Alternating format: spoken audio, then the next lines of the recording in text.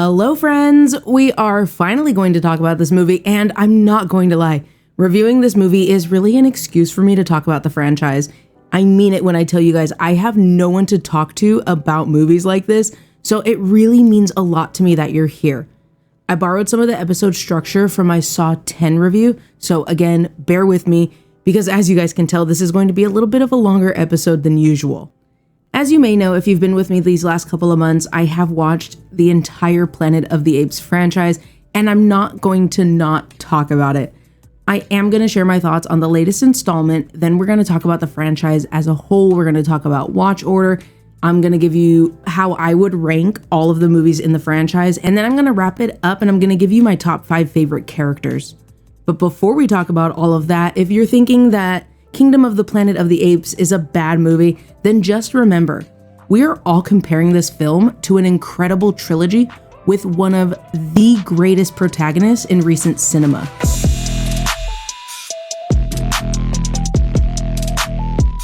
Hey movie lovers, welcome back. It's your movie buddy here, ready to dive into the next movie on the shortening list of movies that I need to catch up on.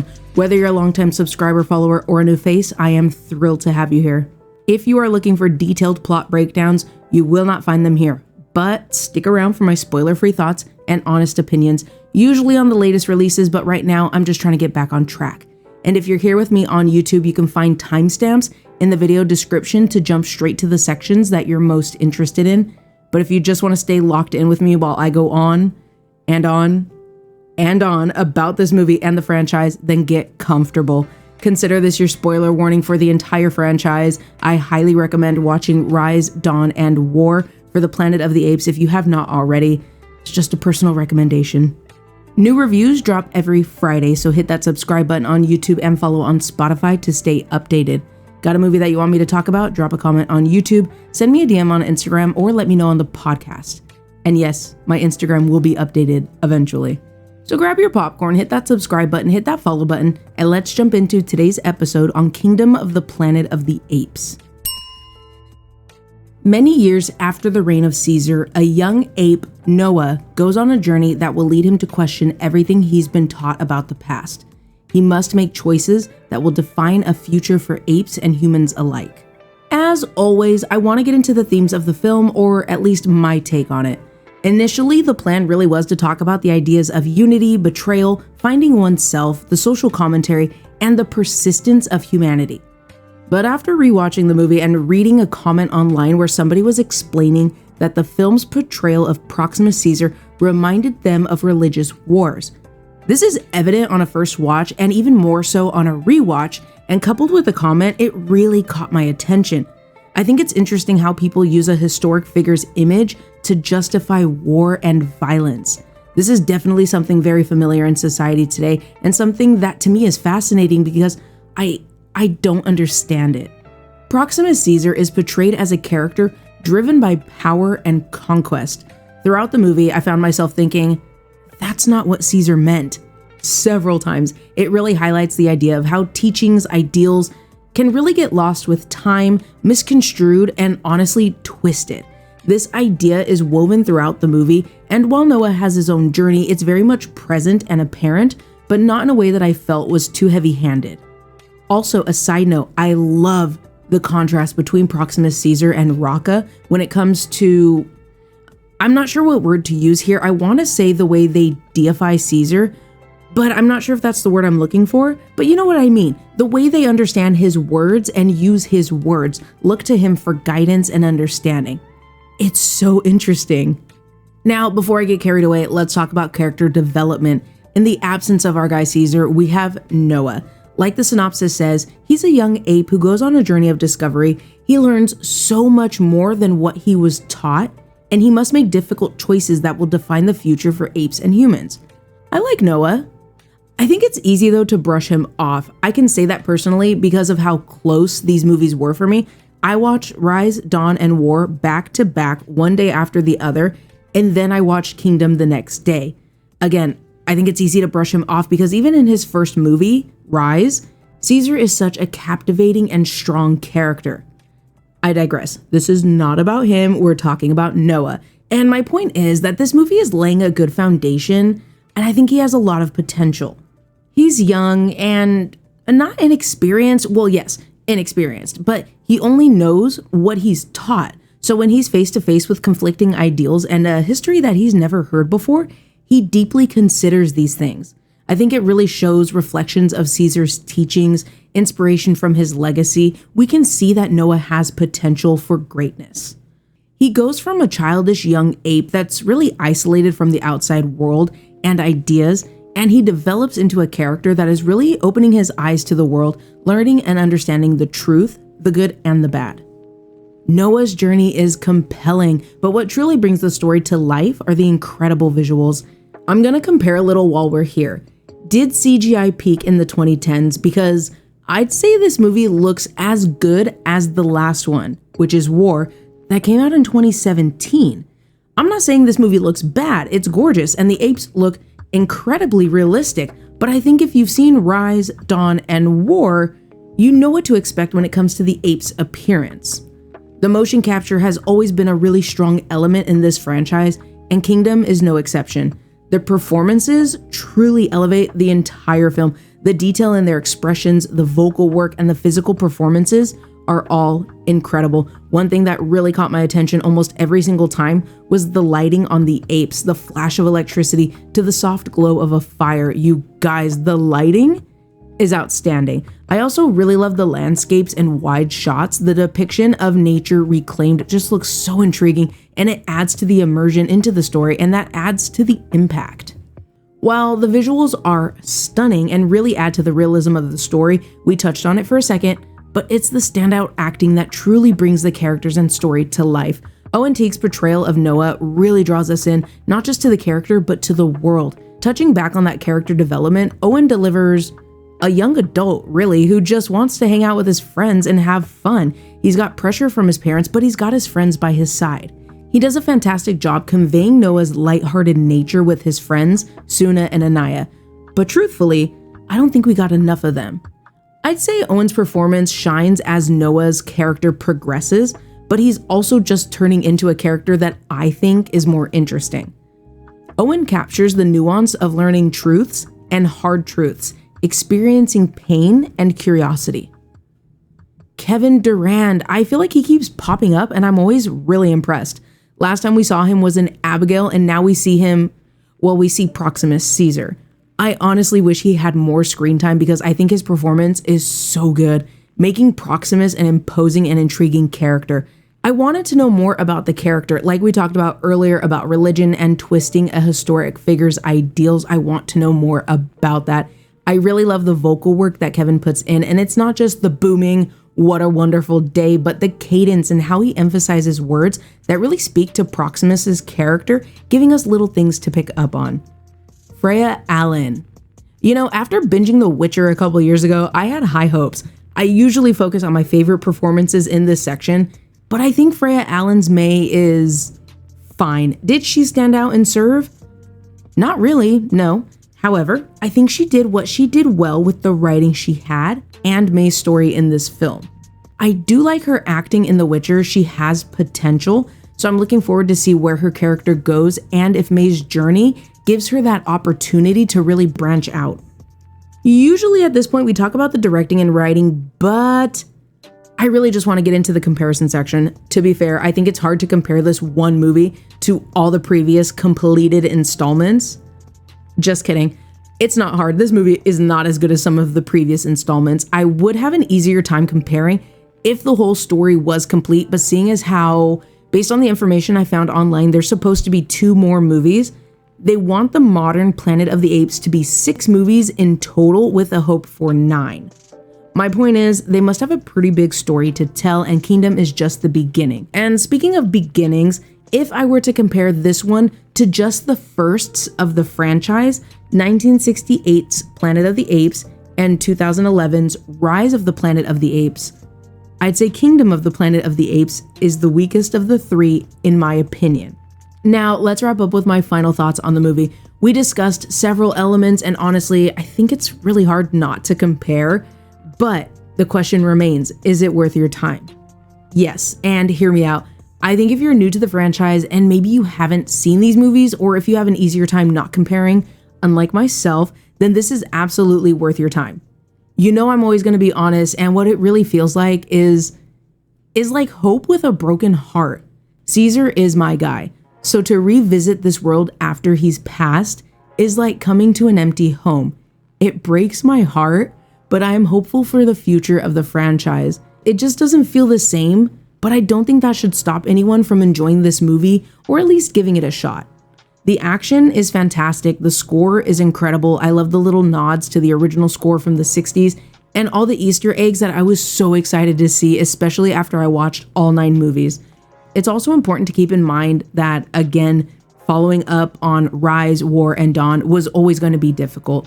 While we start with Caesar literally from the beginning in Rise, with Noah, he's already a young adult. He's a kid who was raised isolated with his clan, and we're seeing his story unfold. He's not a compelling and dynamic leader. He's a kid who's learning the truth about the world outside of his clan, outside of everything he's known, and it's fascinating to watch, especially when we as an audience know what happened. One thing I really love about these movies that's continued here is the conversation of where we as an audience stand. Or just me. It can't just be me, you guys. I want what's best for everyone. I can see Noah's perspective, his hesitance and curiosity, but I can also see May's perspective as well, wanting to aid humanity.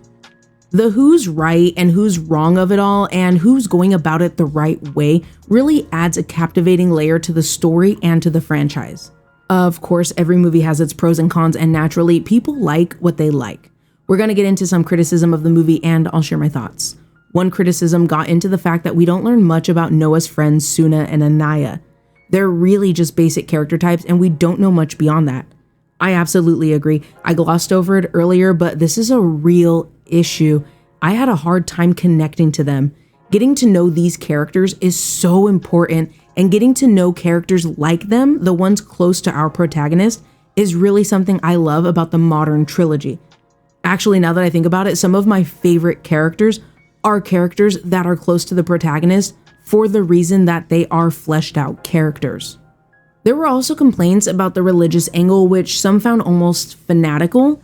While I found it compelling, I can see how it might bother some viewers if they're not ready for it or interested in it. I do feel like it's worth mentioning that I saw very few people complaining that the runtime felt really long. I love me a long movie, and Kingdom has a 2-hour and 25-minute runtime, and personally, I didn't feel like it was too long. I was also definitely locked in, but I think if you're really comparing this one to the previous installments, or you're taken out by the religious angle, or you're just not really into it, then it can definitely drag on. Finally, and I thought this one was interesting, the person explains that while Noah is the lead, there were times where May took center stage and they felt like the movie was lost when it came to who to focus on. They also added that she didn't feel explored or interesting enough. Another comment I can totally get behind. I am all for playing with the story and trying to do something different. I feel like their stories are running side by side and they cross and run side by side again, and I'm interested to see how this will work for their story and the story overall moving forward. If you're a fan of the franchise, there's a lot to appreciate here. I had fun spotting all the Easter eggs and leaning over in the theater to tell my honey about all of them.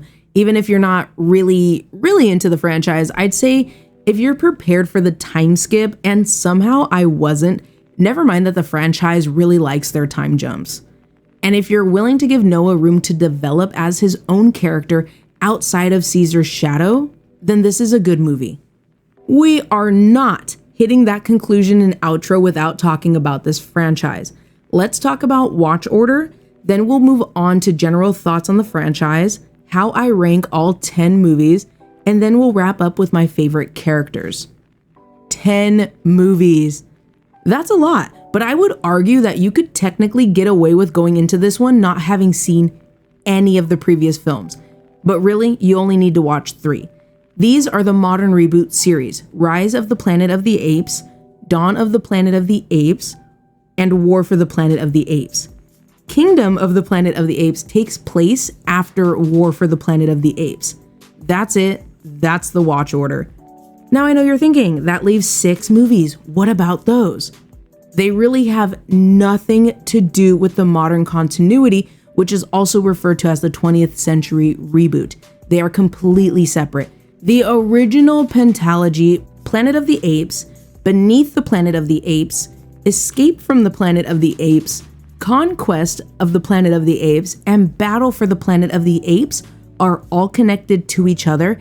And if you're interested, like I was, you can watch them all in that order. Now I know you're thinking, that leaves one movie. What about that one? What about that one? Oh my gosh, it's definitely a product of the time, and that one is absolutely an outlier, and you can watch that one by itself or with the rest of the franchise like I did. I watched all the movies in release order. The 2001 movie is like a one-shot comic. It's its own thing, and it doesn't connect to any of the previously mentioned movies. It's loosely based on the 1963 novel Planet of the Apes and serves as a remake of the 1968 film. General thoughts on the franchise? I am obsessed. I love it so much. So when Kingdom was coming out, I planned to watch all 9 movies. Why? Well, I'd never seen them before. I have seen Rise and Dawn when they were released, so it's been a really long while, and I'm not gonna lie, I don't remember seeing War.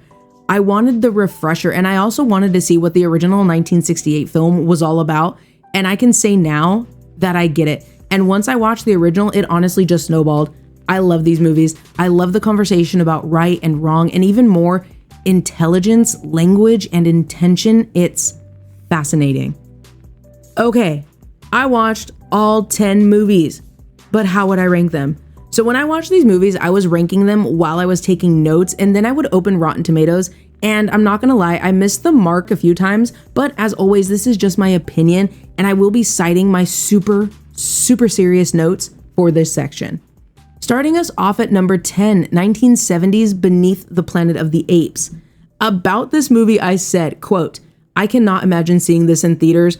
OMG, trash. No one deserves any of that. Crazy. Quote, this movie could have been an email. Why is it so long? And finally, quote, My Girl Nova did not deserve that. Coming in at number 9, we've got 1973's Battle for the Planet of the Apes. About this movie, I said, quote, we love a rich recap. You guys, the recap was 5 minutes long. Quote, General Aldo is goofy. OMG, he wants everyone to call him General. And finally, quote, they're going to the Forbidden City, which is totally radioactive, but maybe inhabited by humans. Also, Caesar can see footage of his parents. Love that for him. Coming in at number 8, 2001's Planet of the Apes reboot. About the reboot, I said, quote, the prosthetics are actually really good. Quote, Fate is pressed because she doesn't like him like that. And finally, quote, Ari, girl, it's giving desperate. Marky Mark isn't even worth it. Number 7, 1972's Conquest of the Planet of the Apes. About Conquest, I said, quote, OMG Caesar, what are you doing here? Quote, apes are servants. Yo, this is wild. Quote, Caesar eyeballing everyone from the shadows and in public. Quote, Caesar is a revolutionary icon. And finally, quote, I ain't gonna say he's wrong. Coming in at number 6, 2024's Kingdom of the Planet of the Apes. I wasn't taking notes in the movie theater, but off the top, I would say, why did you open the movie like that? And that is not what Caesar meant. Moving on to our top 5, 1971's Escape from the Planet of the Apes. About Escape, I said, quote, oh, how the turntables have turned. Quote, Dr. Zira is a feminist icon. Quote, OMG, this is stupid. And finally, quote, y'all, the way they loop the footage is insane. If you know, you know. Coming in at number 4, 2011's Rise of the Planet of the Apes. About Rise, I said, quote, Caesar, my homie. Quote, Dad went out with his Alzheimer's and neighbor yelled at him and Caesar didn't like that. TBH, he did the right thing. Quote, testing 113 on Koba, who looks like he's going to be a problem later. And finally, quote, why was Frida Pinto there? She's fantastic, but why did we need a love interest? I low-key wish James Franco was replaced with another actor. Coming in at number 3, 2017's War for the Planet of the Apes. About this movie, I said, nope, that movie left me very upset. Number 2, 2014's Dawn of the Planet of the Apes. About this movie, I said, quote, I was rooting for you. We were all rooting for you. If you know where that's from, you get me. Quote, Koba want to fight so bad. Quote, Koba is being silly, but he's complex. And finally, quote, Gary Oldman was trippin'. And coming in at number 1 is 1968's Planet of the Apes. I didn't take a lot of notes for this one. This was the first one that I watched. And keep in mind, I went into this franchise knowing nothing. I did write that I was not expecting religion to play such a large role. Science, evolution versus religion. I was really surprised. I love the prosthetics in this movie, and I love my girl Zira. So I feel like we've been chit-chatting for a while, and I'm sorry, not sorry. I already told you guys I have nobody to talk to about movies like this. So if you've made it this far into the episode, go ahead and comment an ape emoji down below in the comments. Thank you so much for sticking around with me. I'm going to wrap this section up with my top 5 characters in the franchise. Number 5 is Rocka from Kingdom. I really love his character and how highly he holds Caesar's teachings and his beliefs and how he tried to live them every day. Number 4, Maurice. I spent half the time asking my honey how they made him because he looks like a puppet in so many shots. I was convinced he was real. I love Maurice. He's such a compassionate character, and I love the noises he makes too. He just sounds really cool. Number 3 is actually Koba. I really like Koba, and when I was watching Dawn, I was like, let me tell you why this is so sad, and I was told not to, so I'm gonna tell you guys instead. He's such a complex character, and it's sad because he's not a bad character. It's not his fault. He learned hate from everything the humans put him through. He's the foil, he's the contrast, and I think these movies show that so well. Number 2, my girl Dr. Zira. She is incredible, and I love how outspoken she is. She puts her foot down, she speaks her mind, and she isn't afraid to call somebody out. Not only that, but she's a brilliant psychologist, surgeon, and veterinarian. Women in STEM. And my number 1, to nobody's surprise, is my bestie Caesar. What an incredible character. When my honey and I were watching the end of the last movie, War for the Planet of the Apes, we were sitting in the dark in the living room. I was curled up on the couch, sobbing. I love this character so much. It's the love, the compassion, and his beliefs. He does everything he can, what he thinks is right, to ensure peace between humans and apes. It's the constant backsliding and how he develops as a character when things don't work out or when he's betrayed. He's such a good character, you guys. I'm not over it. Have you had the chance to watch Kingdom of the Planet of the Apes yet? If not, what is holding you back? Is it not your cup of tea, not your usual genre? Do you not want to watch all 9 movies like I did? Because honestly, you don't have to. I'm really curious to hear your thoughts after today's episode. And if you've already watched it, I want to know your take. Did you love it? Did you hate it? Or did you fall somewhere in between? Share your thoughts, opinions, and reactions in the comments below. I am all ears. This episode got way too long, so I'm going to breeze through this, but overall, I found Kingdom of the Planet of the Apes to be underwhelming. Rise, Dawn, and War set such a high bar, and following that trilogy was always going to be a challenge. Even after rewatching Kingdom at home twice, I still feel about it. It's not a bad movie. The visuals are stunning, the CGI is gorgeous, and the motion capture is mind-blowing as always, but even compared to Rise alone, Kingdom falls short. That said, there are many things that I love about this movie, and I'm genuinely excited for more installments. Noah has so much potential, and Kingdom lays the groundwork for a compelling series with a strong lead. I will say that the ending is giving parallel journeys that will cross again, and I'm here for it, if that's the direction they end up going in. I'm interested to see where the story takes us and where Noah and May end up. All right, you guys, before we wrap up, I want to talk about what movies I'll be sharing my thoughts on next. I'm still chipping at the movie block I got stuck behind. We've got Bad Boys Ride or Die, Maxine, and if you caught the last few episodes, then you know that I finally watched X and Pearl for the first time. After that, we've got the movie that is all over my TikTok For You page, Long Legs. Once I'm all caught up with everything, I've got a list of podcast exclusive episodes that I'm going to start working on. As for upcoming theater releases, I have tickets for probably my most anticipated movie of the year, Deadpool and Wolverine. After that, I have tickets for Trap, and if you've been with me talking about movies for a while, and it has been a while since his last movie, but you'll know that I love M. Night Shyamalan movies, and I've been looking forward to this one. The last movie that I have tickets for is Alien Romulus, which I have such high hopes for. It looks so good. There are other movies releasing next month that I'm really excited to see, but I don't have tickets for them yet. But if there's a movie that you're excited about and you want me to talk about, let me know in the comments below or send me a message on Instagram. Your suggestions are always welcome, and I love hearing from you guys. But for now, we made it to the end of the episode, you guys. A huge thanks to everybody that stuck around with me. This was a very long episode, so I really, really appreciate it. Last week, I shared my thoughts on 2 movies. Who is she? Well, I didn't want to fall behind more than I already am, so I shared my thoughts as planned on Furiosa, a Mad Max saga. Then for the second video, I left that up to you guys. I posted a poll to the community tab on YouTube, and the results are different now, but at the time of writing the episode, A Quiet Place Day 1 had the most votes, so I shared my thoughts on that movie last week as well.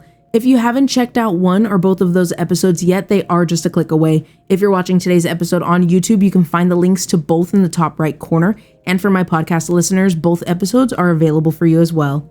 Your feedback is always appreciated, so please share your thoughts on YouTube in the comments below. And if you're listening on the Spotify app, you guys, they added a comment section, so please let me know what you're thinking. Do you agree with my take? Do you have a different opinion? Do you think the opening scene was necessary? Tell me why I was crying in the theater, then this movie gave me whiplash by just moving on? Foul. I was so upset. Anyway, let's get the conversation going. If you're enjoying the content, don't forget to hit the like button, subscribe to the channel, and ring the notification bell so you never miss an update. For those who prefer on-the-go listening, maybe while you're getting ready for your day, maybe while you're at work, follow me on Spotify so you don't miss out on our podcast exclusive episodes.